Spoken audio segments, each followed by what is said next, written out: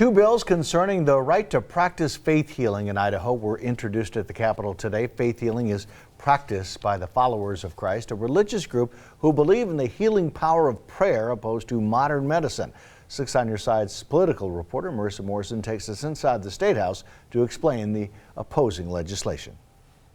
Two faith healing bills introduced in the Senate State Affairs Committee Wednesday both seek to change the legal definition of neglect under state law. A bill introduced by Senator Dan Johnson would tweak civil laws to make it easier for judges to intervene in faith healing cases. What our proposal does is it strikes the so-called religious shield language and defers all defensive religious practices to Title 73, Chapter 4, which is our Idaho Religious Freedom Act. The other, brought forward as a citizens bill by Dan Seavey, would direct courts to consider other forms of treatment, such as faith healing, before ordering emergency medical treatment for a child in cases of neglect. What this RS simply does is recognize that there are other forms of treatment besides medicine, as most people define as state-licensed medical doctors, and faith healing. There are also others, and this recognizes that. Neither bill addresses criminality of the practice. It was never the desire of the legislature that I'm aware of to criminalize parents,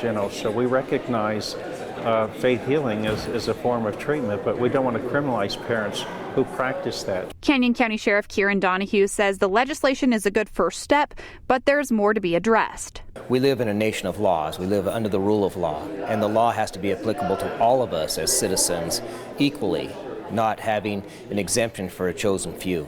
The priority has to be protection of the children, some of the most vulnerable in our society, and the law has to be equal across the board for parents and guardians, regardless of who they are and what they believe in. Both bills now await a full legislative hearing.